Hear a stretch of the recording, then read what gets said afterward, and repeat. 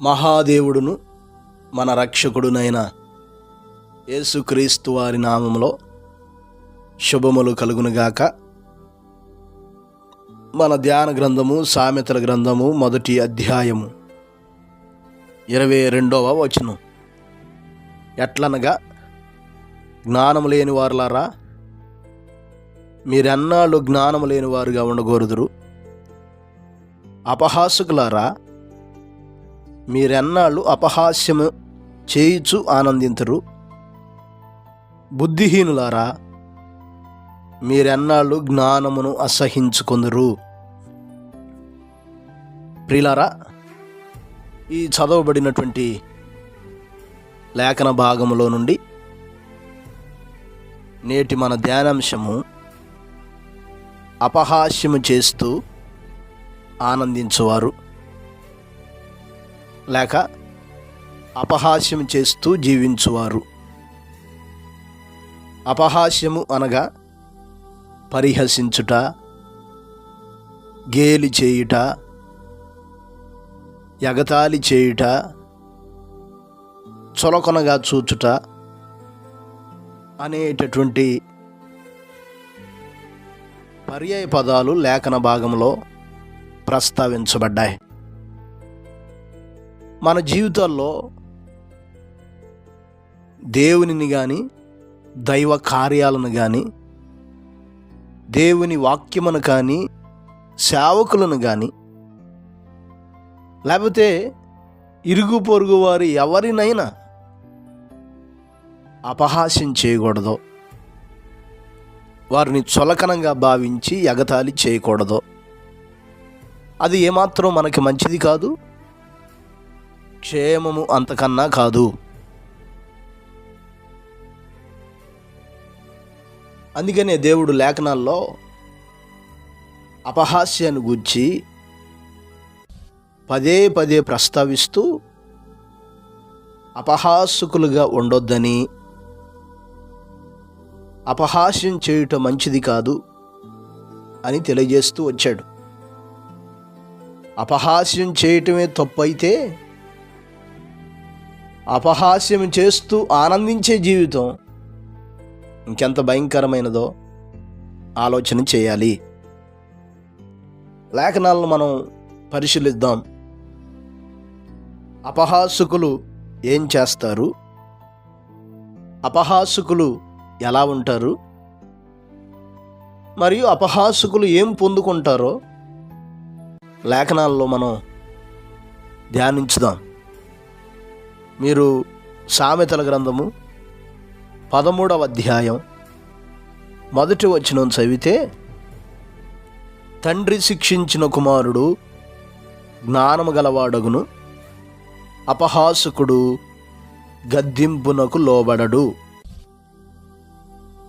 ప్రియులారా, అపహాసకుడు గద్దింపునకు లోబడడు. తన మేలు కోరి, తన క్షేమం కోరి, తనకు ఎవరు మంచి మాటలు చెబుతారో వారి మాటలు వినేవాడు కాదు, లోబడేవాడు కాదు. ఇంకా అంత మాత్రమే కాదు, 14వ అధ్యాయం 6వ వచనం చదివితే, అపహాసకుడు జ్ఞానం వెదుకుట వ్యర్థము, తెలివి గలవానికి జ్ఞానము సులభము.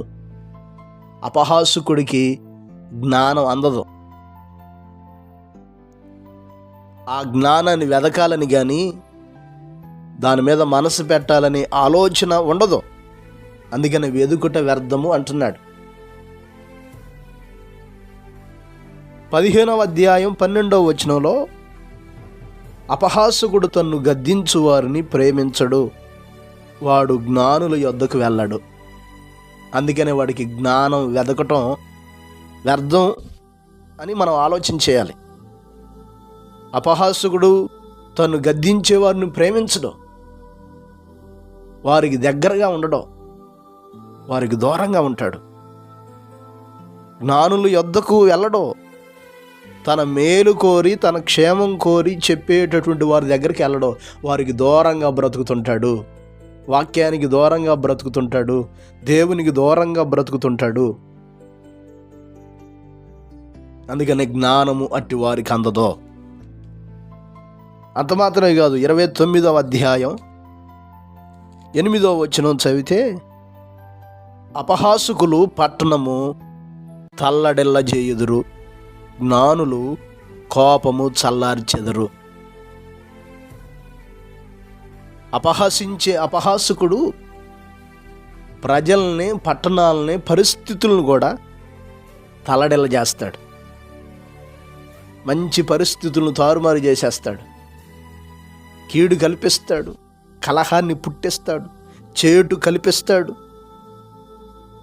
జ్ఞానులు కోపాన్ని చల్లార్చేవాడిగా ఉంటే, అపహాసకుడు లేని వాటిని కల్పించి మంచి పరిస్థితులను కూడా చెడగొట్టగలిగినటువంటి వాడు. చూడండి ఎంత భయంకరమైన మనస్తత్వం కలిగిన వారు అపహాసకులు. అందుకని దేవుడు అపహాసకులుగా ఉండొద్దు అంటున్నాడు. ఎంతకాలం మీరు అపహాస్యం చేస్తూ ఆనందించేవారుగా ఉంటారు, అటువంటి జీవితం ఏమాత్రం మీకు ప్రయోజనకరమైనది కాదు అని అంటున్నాడు. ఎందుకు దేవుడు ఈ విషయాల గురించి ఎంతగా లేఖనాల్లో రాయించి మనకు తెలియజేస్తున్నాడంటే, అపహాస్యం ద్వారా వారి జీవితాలు చాలా భయంకరంగా మారిపోతాయి. మనం పరిశీలిద్దాం, అపహాసకులు ఏం పొందుకుంటారో, అపహాసకుల జీవితం ఎలాగుంటుందో, ఎదుటివారిని, వాక్యాన్ని, మంచివారిని ఎగతాళి చేస్తూ జీవించేవారి భవిష్యత్తు ఎలాగుంటుందో కూడా లేఖనాల్లో దేవుడు చాలా స్పష్టంగా రాయించాడు. మీరు సామెతల గ్రంథం 3వ అధ్యాయం 34వ వచనం చదివితే, అపహాసకులను ఆయన అపహసించును, దీనుని ఎడల ఆయన దయచూపును. ప్రియులారా, మొదటి విషయం మనం పరిశీలన చేస్తే, అపహాసకులు అపహసించబడతారు. ఇంకో మాటలో చెప్పాలంటే సిగ్గుపరచబడతారు. మనం ఎదుటివారు చిన్నవారనో, ఏమీ లేనివారనో, బలహీనులనో ఎదుటివారిని ఎగతాళి చేయటం మంచిది కాదు, అపహసించటం మంచిది కాదు. అలా చేస్తే తిరిగి మనమే అపహసించబడతాం, సిగ్గుపరచబడతాం. మీరు నెహెమ్యా గ్రంథం 4వ అధ్యాయం 1-2 వచనాలు చదివితే, మేము గోడ కట్టుచున్న సమాచారం విని సన్బల్లట్టు మిగులు కోపగించి రౌదుడై యూదులను ఎగతాళి చేసి షోమ్రోను దండువారి ఎదుటను తన స్నేహితుల ఎదుటను ఇట్లనెను, దుర్బలులైన ఈ యూదులు ఏమి చేయుదురు? తమంతడు తామే ఈ పని ముగింతురా? బళ్ళు అర్పించి బలపరుచుకుందురా? ఒక దినమందే ముగింతురా? కాల్చబడిన చెత్తను కుప్పలుగా పడిన రాళ్లను మరలా బలమైనవిగా చేయుదురా అని మాట్లాడటం, పలకటం మనం చూస్తాం. నెహెమ్యా నాయకత్వంలో పడిపోయిన యెరూషలేము ప్రాకారాలు కడుతున్న సమయంలో సన్బల్లట్టు అనేవాడు, టోబియా అనేవాడు యూదులకు విరోధంగా ఉండి వారు చేస్తున్న పనులను అభ్యంతరపరిచి ఆటంకపరచాలని చూశారు. తన స్నేహితుల ముందు యూదులను ఎగతాళి చేస్తూ, చులకనగా భావిస్తూ, వీరికి వీరే బలపరుస్తారా, వీరికి వీరే ఎవరి సహాయం లేకుండా కడతారా, వీళ్ళు కట్టిన గోడ మీదకి ఒక నక్కెక్కితే గోడే పడిపోద్ది అన్నంతగా అపహాస్య స్వభావంతో తన స్నేహితులు ముందు వారిని గురించి మాట్లాడుతూ నవ్వుకుంటారు. కానీ దేవుడు అత్యద్భుతంగా కృప చూపి కేవలం 52 దినాల్లో ప్రాకారాలు కట్టి దిట్టపరిచారు. ప్రాకారాలు కట్టబడిన తర్వాత ఇప్పుడు నవ్విన వారి పరిస్థితి ఏంది, ఎగతాళి చేసిన వారి పరిస్థితి ఏంది? చివరికి తలదించుకోక తప్పదు కదా. అందుకనే ఎదుటివారిని మనం ఎప్పుడూ ఎగతాళి చేయకూడదు, మనమే సిగ్గుపరచబడతాం, మనమే అపహసించబడతాం. కనుక జాగ్రత్త. రెండో విషయం మనం పరిశీలన చేస్తే సామెతల గ్రంథం 19వ అధ్యాయం 25వ వచనం.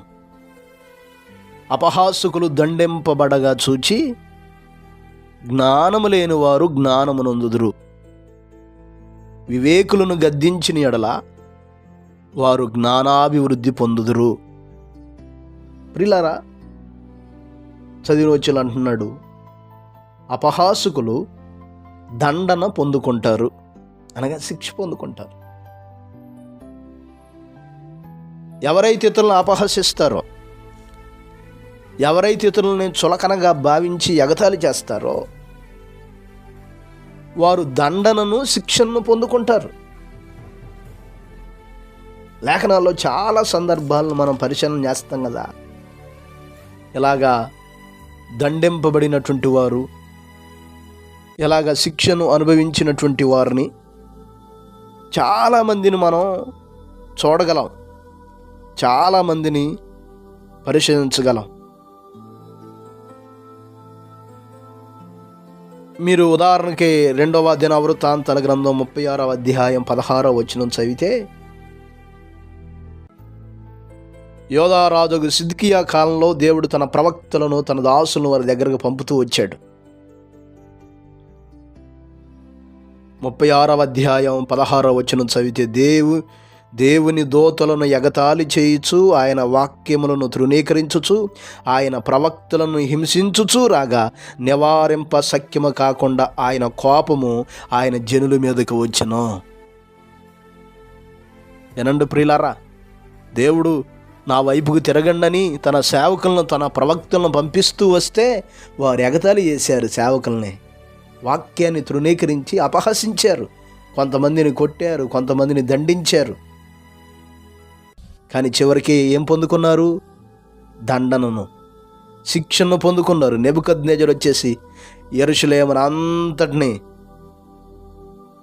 పాడు చేసి, నాశనం చేసి, మందిరాన్ని పడగొట్టి ప్రజలందరినీ తనకు బానిసలుగా తీసుకొని పోవటం మనం చూస్తాం.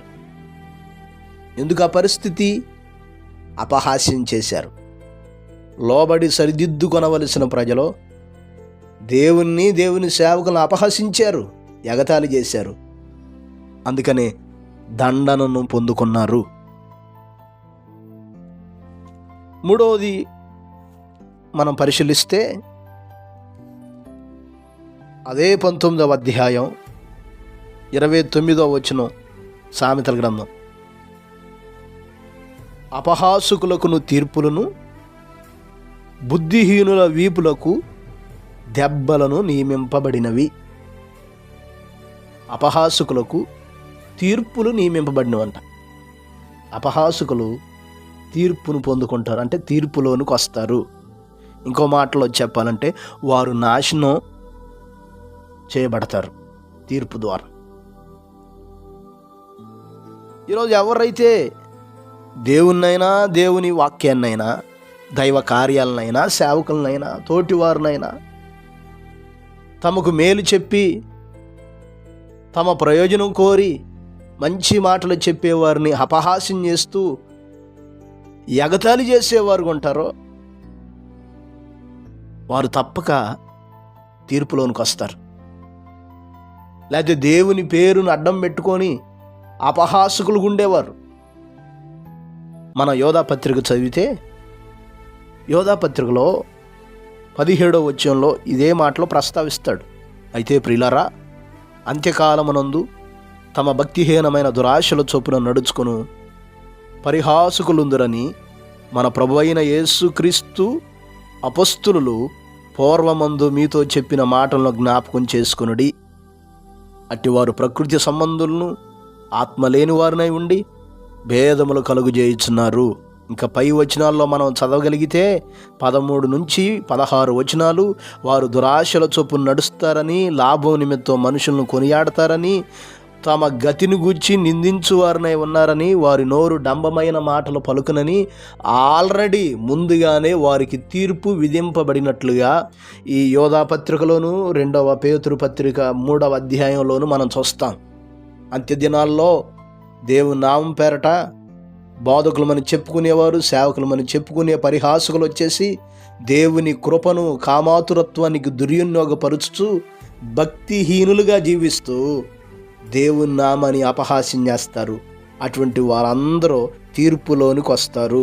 ఏ ఒక్కరూ తప్పించుకోలేరు. ఈరోజు దేవుని పిల్లలమని అపహాసకులుగా జీవిస్తున్నా, దేవుని పేరును అడ్డు పెట్టుకొని భక్తిహీనతను విడిచిపెట్టక, పాపాన్ని విడిచిపెట్టక, వాటిని ఆధారం చేసుకొని పాపం చేస్తూ దేవుని నామాన్ని అపహాస్య పాలు చేసేవారుగా ఉంటే అటువంటి వారు కూడా తప్పించుకోలేరు. అటువంటి వారు నిర్దోషులుగా ఎంచబడరు. ఈ మాటలు మనం జాగ్రత్తగా ఆలకించాలి. అపహాస్యం చేస్తూ ఆనందించేవారు తీర్పులోనికి వస్తారు. ఈరోజు అపహాస్యం చేస్తూ నువ్వు అలాగా నీ జీవితాన్ని గడుపుకుంటూ ముందుకెళ్ళొచ్చు, కానీ భవిష్యత్తులో తీర్పు ఉందే. ఆ తీర్పును తప్పించుకోలేవు. ఇప్పుడు ఒకవేళ ఆ జీవితాన్ని జీవిస్తూ భక్తి గలవారిగా చలామణి అవ్వచ్చు, గొప్ప సేవకులుగా చలామణి అవ్వచ్చు, కానీ దేవుని ముందు నిర్దోషులుగా అట్టివారు ఎంచబడరు అనే మాటను మనం చూడగలుగుతున్నాం. ప్రియులారా, 4వది మనం పరిశీలన చేయగలిగితే 2వ సమూయేలు గ్రంథంలో దావీదు ఒబేదెదోము ఇంటి నుంచి నిబంధన మందసాన్ని తీసుకొని వచ్చేటప్పుడు ఆ నిబంధన మందసం ఎదుట దైవ ప్రేరేపితుడై నాట్యం చేస్తాడు. 6వ అధ్యాయం 20వ వచనం నుండి 22వ వచనం వరకున్న లేఖనాలను మనం పరిశీలన చేస్తే అక్కడ ఉంది. తాను నాట్యం చేస్తూ ఉంటే తన ఇంటి కిటికీలో నుంచి తన భార్య అయిన మీకాలు చూచి తన హృదయంలో అతను గూర్చి హేయపరిచేసుకుంటుంది. మీరు 20వ వచనం చదివితే, తన ఇంటి వారిని దీవించుటకు దావీదు తిరిగి రాగా సౌలు కుమార్తెయగు మీకాలు దావీదుని ఎదుర్కొన బయలుదేరి వచ్చి హీన స్థితి గల పనికత్తెలు చూచుచుండగా వ్యర్థుడొకడు తన బట్టలు విప్పివేయినట్లుగా ఇశ్రాయేలుకు రాజు అయిన నీవు నేడు బట్టలను తీసివేసి ఎంత ఘనముగా కనబడితివని అపహాస్యం చేసినందున మీకాలు దావీదుని అపహాస్యం చేస్తుంది. అయా అందరూ చూస్తుంటుండగా, ఎందుకు నువ్వు వ్యర్థుడు ఒకడు నాట్యం చేసినట్లుగా నువ్వు నాట్యం చేశావు, నీ పనికత్తెల దృష్టికి గనుడుగా ఉండాల్సినటువంటి నీవు అల్పుడుగా కనబడ్డావు అని అతన్ని ఒక ఎగతాళి స్వభావంతో అపహసిస్తుంది. నా దేవుని సన్నిధానంలో దైవ కార్యాలను బట్టి, దేవుడు నన్ను గనుడుగా చేసిన విధానాన్ని బట్టి నేను అలాగ నాట్యమాడానని దావీదు సెలవిస్తాడు. కానీ తన భర్తను అపహసించడాన్ని బట్టి, ఎగతాళి చేయటాన్ని బట్టి అక్కడ మీకాలుకు తాను బ్రతికినంత కాలం పిల్లలు లేకుండా ఉన్న పరిస్థితిని మనం చూస్తాం. 4వది మనం పరిశీలన చేస్తే కొన్ని సందర్భాలు లేక ఇంకా చాలా సందర్భాల్లో మనం చూస్తాం, అపహసించినటువంటి వారు శాపాన్ని పొందుకున్నారు. ఇక్కడ అటువంటి అపహాస్య స్వభావమే తనకు పిల్లలు లేకుండా చేసినట్టుగా మనం ఇక్కడ చూడగలుగుతున్నాం, మనం ఇక్కడ గమనించగలుగుతున్నాం. అందుకనే దైవ కార్యాలను కానీ, ఆత్మ కార్యాలను కానీ, వాక్యాన్ని కానీ, దేవునిని కానీ ఎప్పుడు మనం ఎగతాళి చేయకూడదు. దేవుని సేవకులను ఎగతాళి చేయకూడదు, అపహాస్యం చేయకూడదు. శాపాన్ని పొందుకుంటాం. 2వ రాజుల గ్రంథం 2వ అధ్యాయం 23 నుండి 25 వచనాల్లో ఎలీషా ప్రవక్త బేతేలుకు ఎక్కి వెళుతుంటుండగా కొంతమంది పిల్లలు చూసి, బాలురు చూసి బోడివాడ ఎక్కిపొమ్ము, బోడివాడ ఎక్కిపొమ్మని ఆయన రూపాన్ని చూసి, ఆయన ఉన్న స్థితిని బట్టి ఆయన ఎగతాళి చేస్తారు, అపహాస్యం చేస్తారు. జరిగిన విషయం ఏందో అక్కడ మనం చూడగలుగుతాం. 2 ఆడు ఎలుగుబంట్లు వచ్చి ఆ 42 పిల్లల్ని చీల్చేసినట్లుగా మనం చూస్తాం. శాపాన్ని పొందుకున్నారు, శాపాన్ని అనుభవించారు. సేవకుడికి విరోధంగా ఎగతాళి చేశారు, సేవకుడిని చూసి అపహాస్యం చేశారు, శాపాన్ని పొందుకున్నారు.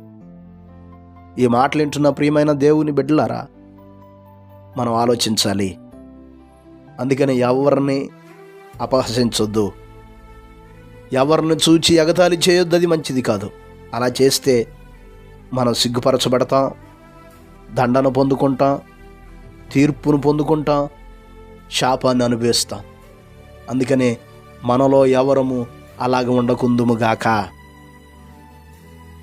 అపహాసకులుగా ఉండొద్దు, అపహాసకులతో కలిసి జీవించొద్దు. మొదటి కీర్తనలో మనం అదే చదువుతాం కదా, అపహాసకులు కూర్చుండ చోటును కూర్చుండక యెహోవా ధర్మశాస్త్రము ధ్యానిస్తూ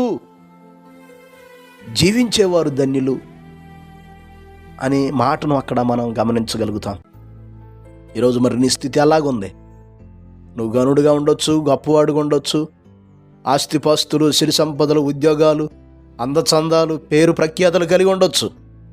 నీకంటే చిన్నవారిని, నీకంటే లేనివారిని, నీకంటే తక్కువ స్థితిలో ఉన్నవారిని ఎప్పుడు ఎగతాళి చేయొద్దు. నీ మేలు కోరేవారిని, నీకు మంచి మాటలు చెప్పేవారిని ఎప్పుడు అపహాస్యం చేయొద్దు. దైవ కార్యాలను, దేవుణ్ణి, దేవుని సేవకులను ఎప్పుడు నువ్వు కించపరిచే స్వభావంతో అపహాస్యం చేయొద్దు. అది నీకు మంచిది కాదు, క్షేమం కాదు. కనుక ఇంకా ఒకవేళ మన జీవితంలో అపహాసకులుగా ఉండి ఇతరులను అపహసిస్తూ, గేలి చేస్తూ, ఎగతాళి చేస్తూ ఉంటే ఆ జీవితాన్ని విడిచిపెట్టేద్దాం. దేవుని బిడ్డలుగా ఒకరినొకరు ప్రేమ కలిగి ఉందాం, ఒకరి అవసరతలో ఒకరు పాలు పంచుకుందాం, ఒకరి పట్ల ఒకరు గౌరవభావంతో దేవుని పిల్లలమని ముందుకు సాగిపోదాం. మంచి జీవితాన్ని జీవిద్దాం. అట్టి కృపలను దేవుడు మనకు దయచేయును గాక. పరిశుద్ధుడైన మా దేవ, గొప్ప కాపరి, అపారమైన మీ ప్రేమను బట్టి, ఘనమైన మీ నామాన్ని బట్టి మీకు వందనాలు. ఈ పరిశుద్ధ పునరుద్ధాన దినాన మీరు మాతో మాట్లాడారయ్యా. మేము అపహాసకులు ఉండకూడదని, ఇతరులను ఎగతాళి చేసేవారుగా, పరిహసించేవారుగా ఉండకూడదని మీరు మాతో మాట్లాడారు. ఈ మాటలో వీక్షిస్తున్న ప్రతి నిబిడను జ్ఞాపకం చేసుకోండి ఆయన. మిండైన మీ కృపలతో ఆవరింపు చేయండి. మీ బిడ్డలంగా, మీ పిల్లలంగా ఒకరి పట్ల ఒకరు ప్రేమ కలిగి, ఒకరినొకరు గౌరవించుకొనగలిగేవారుగా, ఒకరికొకరు విధేయులుగా ఉండటం మీరు మాకు నేర్పించండి, సహాయం చేయండి అయ్యా. ఈ రోజంతా మీ సన్నిధిని తోడుగా ఉంచండి. మీ ప్రభావ మహిమలతో ఆవరింపచేస్తూ, ఎవరు ఏటి కొరకు కనిపెడుతూ ఎదురు చూస్తూ ఆశిస్తున్నారో మీ బిడ్డలు ఆశించే ప్రతి ఈవిని, ప్రతి వరాన్ని దయచేస్తూ గొప్ప కార్యాలతో నింపుతూ రమ్మని యేసు నామమున అడిగి వేడుకొనుచున్నాము తండ్రి, ఆమెన్. మన తండ్రి అయిన దేవుని ప్రేమయు, మన ప్రభువును రక్షకుడునైన మహాదేవుడైన యేసుక్రీస్తు ప్రభువారి యొక్క కృపయు, పరిశుద్ధాత్మదేవుని నిత్య సహవాసము సదా మనందరికి తోడయుండునుగాక. ఆమెన్.